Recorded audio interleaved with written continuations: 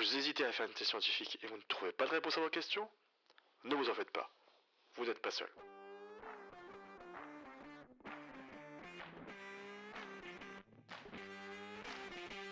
Je suis Ronnie Abessidan, doctorant en IA et cybersécurité à Lille, et je vous propose de vous aider dans votre recherche. Avec thèse, antithèse, synthèse, la thèse scientifique n'aura plus de secret pour vous. Il est temps de brancher vos écouteurs. L'épisode va bientôt démarrer. Bonne écoute.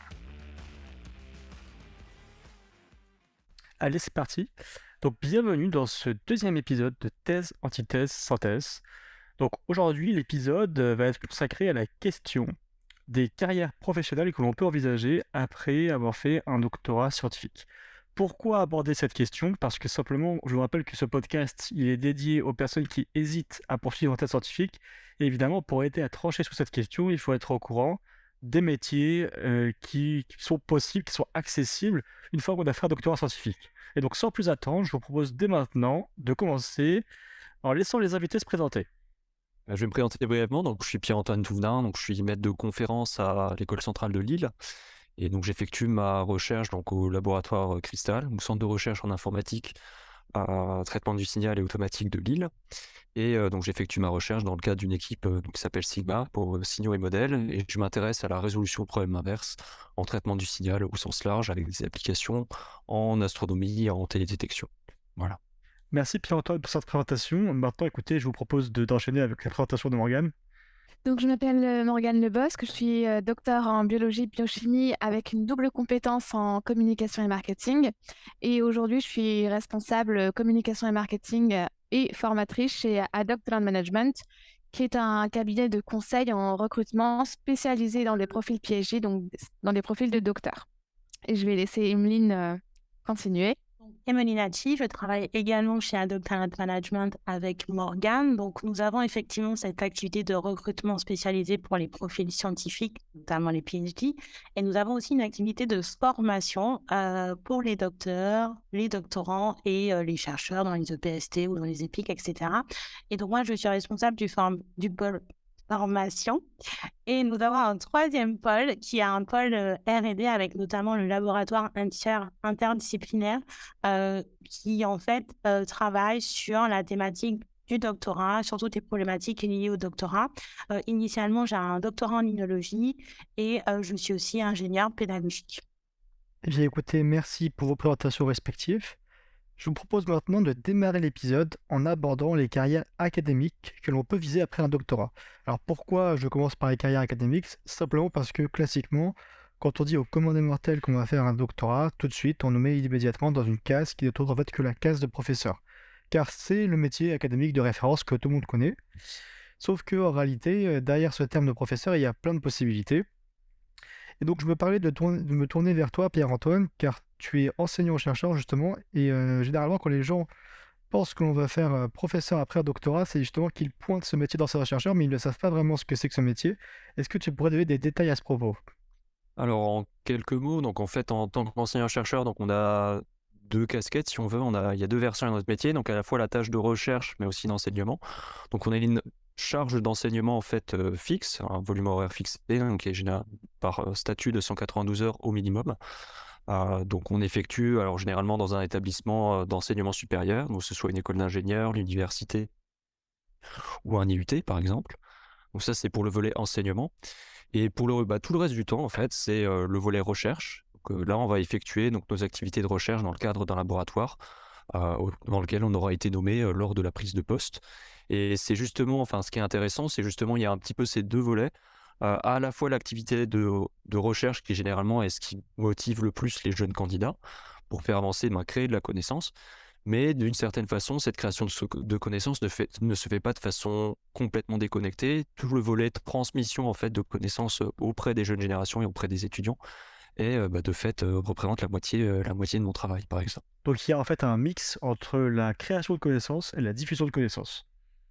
Exactement. Souvent, l'un nourrit l'autre. En tout cas, le fait d'avoir un travail qui est basé sur une activité de recherche permet de se poser aussi les bonnes questions en termes de quelles sont les compétences à transmettre aux étudiants en vue de former de futurs collaborateurs ou de créer de nouvelles connaissances. Et ça, pour le coup, souvent il est difficile en fait de voir de façon complètement disjointe uniquement l'activité de recherche ou uniquement l'activité d'enseignement. Les deux en fait se nourrissent de façon constante. Et c'est justement un des points qui est intéressant dans ce type de carrière académique. Alors, il me semble que toi, tu es plus précisément maître de conférence. Est-ce qu'il y a une différence entre les termes maître de conférence et enseignant-chercheur? Alors, je suis enseignant-chercheur et la notion de maître de conférence ne fait que représenter un grade. Après quelques années en progressant dans la hiérarchie, on passe professeur des universités. Donc voilà, maître de conférence et professeur des universités sont juste des noms spécifiques du poste que l'on occupe. Et de façon standard, on occupe le poste dit d'enseignant-chercheur si on regarde notre catégorie socio-professionnelle. Moi, de mon côté, oui, je suis maître de conférence, donc de facto enseignant-chercheur. Et est-ce que quand on veut devenir chercheur, on est obligé de faire une part d'enseignement ou est-ce qu'on peut être que chercheur? Bien entendu, voilà. Donc, si on passe sur d'autres types de postes, donc il y a les possibilités de travailler pour d'autres types d'établissements. Par exemple, ce qu'on appelle les EPIC, donc les établissements publics à caractère industriel et commercial. Donc là, donc pour donner des exemples d'instituts, on a par exemple l'ONERA, le CEA, donc le Centre d'énergie, alors enseignement atomique, mais énergie renouvelable maintenant, ou le CNES, donc le Centre national des études spatiales. Donc typiquement, ce sont des types de postes où on va pouvoir faire uniquement, alors ici, de la recherche avec une dimension appliquée, donc il y a une dimension industrielle. Et une autre possibilité, donc, c'est de travailler dans des établissements dits publics à caractère scientifique et technologique, donc ce qu'on appelle des EPST, avec comme exemple le CNRS, donc le Centre national de la recherche scientifique, l'INRIA, l'INSERM ou l'INRAE, où là, on peut acquérir, disons, un statut purement de chercheur, où par statut, on n'est pas forcé d'effectuer des missions d'enseignement, bien que très souvent, donc les chercheurs qui travaillent dans ces instituts, donc les EPST, effectuent des missions d'enseignement de façon ponctuelle, en fonction des opportunités qui s'ouvrent, ou de la possibilité aussi d'avoir un accès à des étudiants qui peuvent être intéressés par leur thématique de recherche. Par exemple, s'ils sont à la recherche de futurs étudiants ou de futurs stagiaires, c'est un très bon moyen en fait d'avoir accès tout de suite à une audience, ou en tout cas à l'attention des étudiants qui pourraient être intéressés. Donc, dans un laboratoire, on a donc des chercheurs, des enseignants-chercheurs, on a aussi des ingénieurs, non?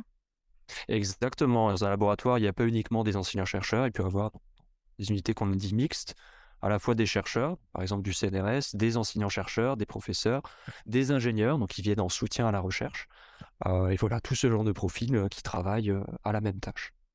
Eh bien, écoute, merci beaucoup pour ces informations. Maintenant, j'ai une petite question pour toi. Est-ce que tu pourrais m'expliquer pourquoi, pour l'instant, du coup, tu n'as pas décidé de poursuivre ta carrière après la thèse dans l'industrie? Pourquoi avoir choisi une carrière académique? Alors, parce que pour l'instant, en fait, disons que les tâches que je suis amené à faire m'intéressent. C'est vrai que moi, ma motivation principale, c'était essentiellement de faire de la recherche. L'enseignement n'était pas forcément la composante qui me motivait le plus. Mais disons que pour l'instant, en tout cas, ce que j'aime beaucoup dans ce travail, c'est la liberté aussi de choisir sur quel projet je travaille, avec quelle personne, et de n'avoir absolument aucune contrainte de ce point de vue-là. Disons que tant que mon travail de recherche avance et que je peux développer mes activités de façon fructueuse, il n'y a absolument aucune limite au type de thématiques sur lesquelles je vais pouvoir travailler. Même en fonction des orientations ou des opportunités qui peuvent se présenter par la suite, je vais être capable soit de me réorienter vers une thématique de recherche particulière ou de continuer dans un champ bien précis des techniques qui m'intéressent au jour le jour. Eh bien, écoute, merci pour cette réponse. C'est très intéressant comme point de vue. Donc, effectivement, on a une très grande liberté quand on travaille dans le monde académique qu'on n'a pas forcément dans l'industrie, puisque dans l'industrie, on doit souvent répondre aux exigences et aux besoins d'une entreprise. Je pense du coup, on voit déjà maintenant un peu mieux ce qui se passe au niveau des carrières académiques quand on a fait un doctorat scientifique. On peut maintenant enchaîner avec les carrières de l'industrie qui, selon mon point de vue, je pense qu'elles sont quand même bien moins connues que les carrières académiques. Donc, pour aborder ce sujet, nous avons Morgane avec nous. Donc, Morgane, est-ce que tu pourrais détailler un peu ton parcours à nos auditeurs? Alors, je vais légèrement, comment dire? J'ai un tout petit peu parlé d'avant la thèse, parce que c'est un tout en fait de ce qui s'est passé dans mon parcours qui est un peu atypique. En fait, j'ai commencé à toucher à tout ce qui relève de la communication et du marketing en 2015, donc en créant une chaîne YouTube. Donc à l'époque, c'était pas du tout, il n'y avait pas l'engouement des influenceurs, etc. C'était quelque chose de très sobre. Et c'est comme ça que je me suis vraiment formée avec des articles, des livres, des formations, sur tout ce qui me permettait de développer au maximum mon activité, que ce soit dans la conception des vidéos, des supports, des infographies, de recherche de partenaires, de clients, etc. Et en parallèle de ça, je faisais mes études en tant que... j'étais étudiante en licence et master de biologie, biochimie et bioinformatique. Ensuite, en 2018, j'ai été recrutée en tant que chercheuse dans une start-up dans l'industrie pharmaceutique. Et ce contrat était un peu particulier vu que c'est un contrat en chiffres, c'est-à-dire qu'il permet à la fin des 3 ans du contrat d'obtenir un doctorat. Est-ce que tu veux que je rentre un petit peu plus dans les détails de chaque mission? Eh bien, écoute, oui, ce serait pas mal qu'on ait un peu de détails sur notamment les postes que tu as occupés après ta thèse. Donc pendant la thèse, j'étais chercheuse dans l'industrie pharmaceutique. Donc vraiment, je considère vraiment cette expérience de doctorante comme un CDD à part entière, qui m'a permis d'être pluridisciplinaire à la fois sur une expertise scientifique via ma thématique de recherche. Je réalisais des preuves de concept par rapport aux produits de vente de l'entreprise, c'est-à-dire pour ceux qui s'intéressent un peu à la biologie, c'était l'impact d'une certaine catégorie d'ondes électromagnétiques dans la réponse analgésique. Et en plus de ça, vu qu'on était une petite structure, j'étais en charge de tout ce qui était management des équipes techniques, des missions d'enseignement, de vulgarisation et de communication scientifique autour du produit de vente. Après ça, en 2021, j'ai été recrutée en tant que directrice d'études précliniques dans une CRO, c'est-à-dire un institut de recherche sous contrat, toujours dans l'industrie pharmaceutique, cosmétique et agroalimentaire. Et donc, une mission était de gérer de A à Z toutes les études qui me sont confiées. Pour vous donner un peu une idée, j'avais une vingtaine d'études en parallèle et ça allait de l'écriture de l'étude en relation avec le client, au management des équipes techniques, ensuite l'interprétation des résultats, l'écriture du rapport final et le rendu au client. Et enfin, en 2021, j'ai été recrutée par Aldoc Talent Management en tant que responsable communication et marketing qui me permettent de mettre à profit à la fois mon doctorat avec des missions de formatrice pour aider donc les docteurs, les doctorants ou des personnes de recherche à déterminer les différentes compétences qu'ils ont acquises, la mise en valeur de leur expertise, leur poursuite de carrière, mais aussi les compétences que j'ai développées en tant que communicatrice, communication et marketing. Et voilà où j'en suis aujourd'hui. Eh bien, écoute, merci pour tous ces détails. En tout cas, on voit que tu as pu faire des tâches très variées. Et je voulais te poser une autre question. Est-ce que, du coup, est-ce que les compétences que tu as acquises pendant ton doctorat t'ont servi ensuite pour les postes que tu as poursuivis juste après ta thèse? Déjà, ça m'a énormément formée côté scientifique pur et dur, donc dans le domaine de la biologie, de la biochimie. En plus de ça, toutes les missions à côté que j'avais d'enseignement, de vulgarisation de mes recherches, de les présenter dans des congrès, dans des séminaires. Tout ça m'a permis ensuite de me construire petit à petit et notamment de savoir ce que je veux et de ce que je ne veux pas. Très bien. Et en fait, du coup, pourquoi toi, tu n'as pas décidé de poursuivre une carrière dans l'académie plutôt que dans l'industrie? Du coup, pendant mon expérience de contrat en chiffres, j'étais à la fois en entreprise et en laboratoire académique, ce qui m'a permis pendant 3 ans d'évoluer dans ces 2 univers. Et j'ai décidé de poursuivre dans le privé parce que, en tout cas dans la biologie, les laboratoires de recherche académiques sont plus dans le fondamental et j'avais besoin d'avoir un produit concret à la fin, de pouvoir valoriser un produit. C'est pour ça que je suis partie vraiment dans l'industrie, on va dire. En plus de ça, j'ai une vie personnelle, un mari depuis 10 ans, donc je voulais avoir une situation stable. Donc plutôt trouver un CDI, ne pas enchaîner des post-doctorats sans savoir vraiment où j'allais atterrir et où j'allais emmener avec moi toute ma famille. Donc pour moi, c'était important que je m'épanouisse à la fois professionnellement, mais aussi personnellement. C'est pour ça que j'ai préféré poursuivre ma carrière dans le domaine privé. Ok, donc en fait, on voit que toi, ce qui t'a motivé, c'était de pouvoir avoir une situation stable. Alors c'est vrai que quand on est dans l'académique, certes, on est libre de travailler dans ce qu'on veut, mais parfois, on ne choisit pas forcément où on va faire nos recherches quand on fait un post-doctorat, où on va faire nos recherches quand on est chercheur. C'est vrai qu'il y a beaucoup de choses qui sont un peu plus incertaines. Et donc effectivement, ce métier, travailler dans l'industrie, ça permet d'être un peu plus stable et aussi de travailler dans du concret. Quelque chose de peut-être de plus concret. C'est ça. Ok. Donc concrètement, il existe encore plus de métiers accessibles pour les doctorants. Et apparemment, Emeline, toi, tu en connais un sujet à ce rayon, donc j'aimerais que tu nous en parles un peu plus. À l'image de ce qu'on a pu voir avec Morgane, le parcours d'un doctorant peut être multiple. On peut avoir plusieurs carrières quand on est docteur. Et ce qui a été montré par diverses études, notamment certaines menées par Haddock, c'est qu'on retrouve en fait des docteurs dans un peu tout le tissu économique et social. On a des docteurs qui vont occuper des postes dans des petites, des moyennes, des grandes entreprises, des groupes internationaux. Donc, on a vraiment une variété de types de structures où on va retrouver des docteurs. Mais on va aussi retrouver des docteurs dans des services, dans des départements très, très variés. Donc, on va avoir des docteurs qui vont se retrouver, par exemple, dans le conseil. On va avoir des docteurs dans les postes de management. On va aussi avoir des docteurs qu'on va retrouver en communication et en marketing, comme on peut voir avec Morgane. Et on a aussi notamment beaucoup observé des docteurs qui vont rentrer dans des structures dans le pôle R&D et qu'on va retrouver, qui vont finalement quitter la recherche et le développement pour se retrouver dans d'autres pôles dans les entreprises. Donc ça, c'est clairement une illustration en fait de la variabilité et des compétences et de l'étendue des compétences des docteurs.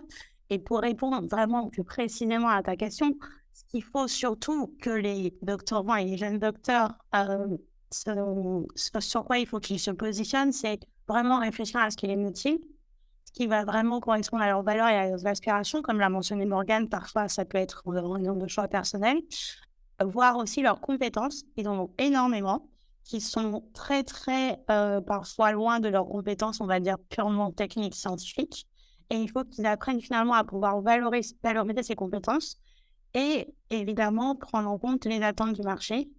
Et ce qu'on a observé depuis plusieurs années, c'est que le marché attend des docteurs. Et le marché est friand de docteurs et a envie de docteurs dans plein de disciplines, dans plein d'univers différents. Alors c'est très intéressant ce que tu dis. On comprend très bien qu'en fait les compétences des docteurs peuvent être tout à fait intéressantes pour les entreprises et non pas seulement que pour l'académie.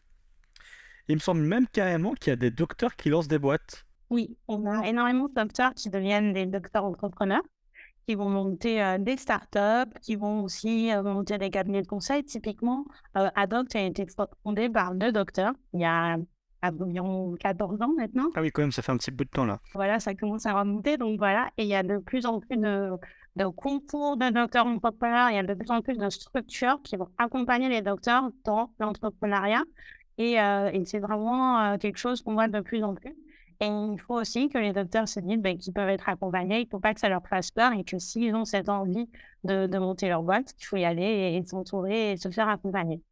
Ok, bah super, vous voyez qu'il y a des personnes qui pensent qu'après 3 ans de doctorat, c'est comme si on avait perdu 3 années d'expérience professionnelle. En fait, là, on se rend compte que non, pas du tout. Il y a même des personnes qui lancent leur boîte après leur doctorat. D'ailleurs, justement, au niveau de l'employabilité des doctorants scientifiques, est-ce que tu aurais des statistiques par rapport à ça? Typiquement, si on prend la promotion 2016, il y a des études qui ont été menées et on a à 1 an 88% de taux d'emploi des docteurs et à 3 ans un taux de 93% en moyenne, toutes disciplines confondues. Alors, juste, excuse-moi de t'interrompre, parce que tu pourrais te donner la source de ces statistiques pour qu'on puisse revoir ces études? Donc, ce sont des données qui sont issues de l'enquête IPDoc 2019. Et est-ce que tu as d'autres statistiques intéressantes encore à nous partager? Dans un premier temps, ce qu'on a observé, c'est que les doctorants qui ont un projet professionnel construit, entre guillemets, vont avoir un taux de satisfaction qui va être plus élevé, mais aussi un taux de poursuite de carrière aussi plus élevé. Donc, on va dire qu'on va être à 82% de satisfaction et de taux d'emploi, c'est le même nombre pour des doctorants qui avaient un projet professionnel au moment de leur soutenance, versus 73% de satisfaction et 70% de taux d'emploi pour ceux qui n'avaient pas défini de projet professionnel. En termes de variabilité, en général, on a environ 65% des doctorants, si on prend les statistiques de la promotion 2016, qui voulaient en fait poursuivre leur académique. Et on regarde 3 ans après, il y en a 47% qui sont finalement dans l'académique. Donc on voit qu'on a une répartition qui n'est pas forcément l'image des intentions, en tout cas au moment de la soutenance. Oui, donc en effet, on se rend compte que la réalité est beaucoup moins tranchée. Les carrières académiques ne sont pas du tout prépondérantes par rapport aux carrières dans l'industrie. Mais un autre chiffre peut-être qui va te surprendre, c'est que par exemple, à l'issue de la soutenance en 2016, il y en avait 3% qui voulaient continuer dans le privé, hors secteur recherche, hors académique complètement. Et finalement, il y en a 19 qu'on retrouve dans le privé, hors secteur. Donc, on a quand même un gros facteur de multiplication. Ah oui, effectivement, donc un facteur de x6, comme c'est pas négligeable du tout. Donc on se rend bien compte quand même que il y a des personnes qui s'orientent qui finissent par s'orienter vers l'industrie au bout d'un moment. Je pense qu'en fait, au cours du doctorat, on se rend compte peu à peu de ce qu'on a envie et on voit vers où on va converger. Donc maintenant, je pense qu'on a visité un beau panel de possibilités de carrière pour à la fois dans l'académique et dans l'industrie pour les doctorants scientifiques. Je voudrais juste, avant de conclure, vous poser une question. Est-ce qu'il y a l'un d'entre vous qui voudrait réagir à tout ce qui a été dit en disant par exemple quelque chose qui a oublié d'être mentionné? Alors peut-être un petit point pour compléter ce qui a été dit précédemment, donc sur les carrières académiques. Donc il est vrai qu'il n'y a pas que des trajectoires linéaires. Donc c'est vrai que la plupart des personnes qui sont recrutées, alors que ce soit sur des postes de chercheurs ou d'enseignants-chercheurs, alors la majeure partie, c'est directement dans l'enchaînement naturel de la thèse et donc des postes dits de postdoc, donc de postdoctorat. Il y a des cas un petit peu, des trajectoires un peu moins linéaires au sens où des personnes sont passées par la case du privé et se sont réinsérées par la suite dans un emploi dans le secteur académique. Donc je pense par exemple à des carrières à l'INRIA où il est parfois assez habituel de voir des personnes qui ont passé plusieurs années sur des postes d'ingénieur, typiquement en informatique, et qui, par la suite, en fonction des compétences ou de la montée en compétences qui s'est faite tout au long de leur carrière, ont souhaité se réorienter plus sur des thématiques de recherche où il y a une appétence pour la recherche qui s'est développée au fur et à mesure. Et à contrario, justement, donc, sur des personnes qui sont dans le secteur académique, peuvent en cours de route donc soit avoir envie de monter une start-up ou décider au bout de certaines années de faire le choix de s'orienter plus ou de repartir vers le secteur privé en fonction des opportunités qui s'ouvrent. Donc voilà, pour dire que même si disons on peut avoir l'impression que le secteur académique est un peu disons une boîte fermée où une fois qu'on y est entré, il est difficile d'en sortir. Eh bien non, il y a des possibilités d'avoir des passerelles, soit vers le privé quand on est dans le secteur académique, ou en étant dans le privé, essayer de repasser dans le secteur académique par la suite. Je ne dis pas que ces trajectoires sont faciles à obtenir, mais du moins, il y a des exemples se voient et ça existe. Voilà, juste pour compléter sur ce point-là. Eh bien écoute, merci Pierre-Antoine pour ce point très juste. Est-ce qu'il y a un invité qui voudrait aussi revenir sur ce qui a été dit ultérieurement? Apparemment non, donc je vous propose de conclure l'épisode là-dessus. Donc j'espère maintenant que l'idée du doctorant qui ne peut finir que professeur est complètement morte et enterrée dans votre tête. Voilà. Et donc je vous conseille aussi d'écouter le prochain épisode qui parlera du quotidien des doctorants scientifiques. Donc merci encore à tous mes invités et on se dit à la prochaine.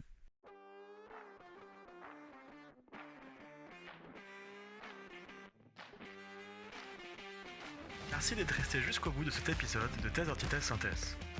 N'hésitez pas à liker l'épisode s'il vous a plu et à donner des commentaires constructifs pour vous en proposer un encore mieux la prochaine fois. Si vous connaissez d'autres personnes qui hésitent à faire une thèse scientifique, n'hésitez pas à leur partager ce podcast.